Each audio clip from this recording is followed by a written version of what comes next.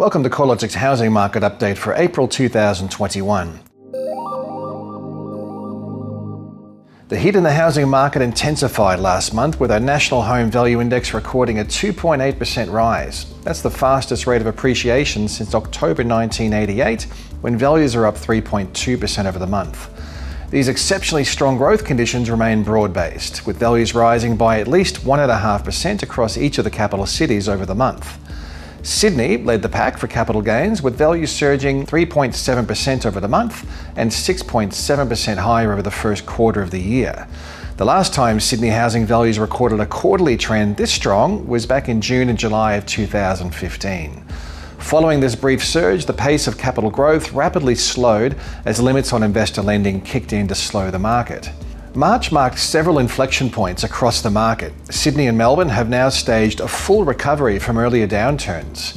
With the acceleration in capital gains across Australia's two largest housing markets, the larger capitals have started to outpace many of the smaller cities that were previously leading the charge in growth. Additionally, for the first time in a year, growth in capital city housing values outpaced the regional markets. CoreLogic's combined capital cities index recorded a 2.8% lift in March, compared with a 2.5% gain seen across the combined regionals index.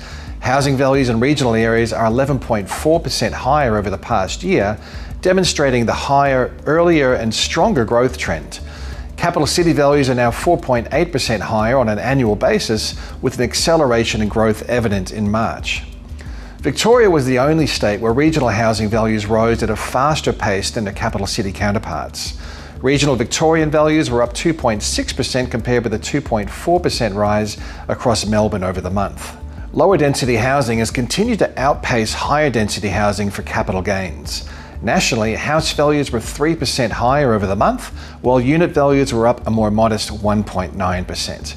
Across the combined capitals, the quarterly rate of growth for houses at 6.5% is more than double that of units at 3.1%.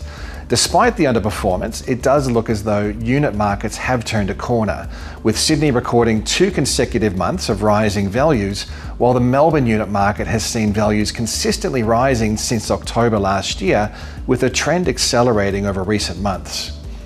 At the heart of these strong housing market conditions is a disconnect between demand and supply. On the supply side, total advertised listings remained extremely low through March. A count of national total listing numbers over the 4 weeks ending March 28th shows advertised stock levels were 25.5% below the 5-year average. The main reason total listing numbers remain so low is that buyer demand is consistently outweighing new advertised supply. The ratio of sales to new listings is tracking at around 1.1 times, implying for every new listing added to the market, there's 1.1 homes being sold. Such a rapid rate of absorption is keeping overall inventory levels low and adding to a sense of FOMO amongst buyers. The tight market conditions can also be seen in auction clearance rates, which have consistently held above 80% in March. This is also evident through rapid selling times and lower discounting rates for private treaty sales. Sydney dwelling values are now 2.6% higher than the July 2017 peak, a remarkable recovery considering the 14.9% drop in values through to May 2019 and the further 2.9% fall throughout the COVID downturn. The strong recovery trend can mostly be attributed to houses rather than units, where values are up 10.8% over the past 6 months. Unit values are 1.8% higher over the same period of time and still 2.1% below their 2017 peak. The typical house value rose to slightly more than $1.1 million in March. Home sales are estimated to be 15% higher than a year ago across Sydney, while listing numbers were 15% lower, highlighting the lack of advertised supply relative to demand, which helps to explain the upwards pressure on home values. Overall, housing markets are continuing to respond to a broad range of positive factors, including record low interest rates and recent economic conditions that have consistently beaten forecasts. In response, Australians are feeling optimistic and confident in making high commitment decisions related to the property market. The upswing in buyer demand has not been met with the same level of increase in inventory. This has resulted in strong selling conditions amidst a palpable sense of urgency amongst buyers, putting upwards pressure on housing prices. While we are expecting housing values to continue rising throughout 2021 and well into next year, it's reasonable to expect the pace of growth will slow. Earlier periods of similar exuberance have previously been quelled by factors such as rising interest rates, weaker economic conditions, or changes to credit availability. As the housing market hits record high values, speculation is mounting as to what will trigger the next downswing phase of the cycle. Short-term interest rates are unlikely to increase anytime soon, and the economic recovery still has some way to go.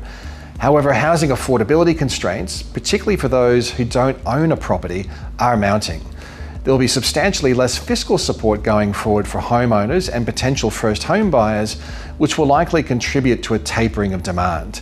This is especially the case amongst first home buyers, where demand has been brought forward by a range of incentives set to end this year. The prospect of tighter credit policies is also on the radar, which we know from previous periods of credit tightening will likely have an immediate dampening effect on housing market activity. The likelihood and timing of any change in credit policies is highly uncertain and largely dependent on a material lift in credit metrics such as debt-to-income ratios, loan-to-income ratios, or higher LVR lending. According to APRA, although each of these metrics rose in the final quarter of 2020, lending standards remain healthy enough to keep any credit intervention at bay for now. As the economy transitions away from fiscal support and housing affordability becomes more challenging for some sectors of the market, it's an important time to keep an eye on the trends. You can keep up to date with all the housing market twists and turns via the CoreLogic research pages at www.corelogic.com.au.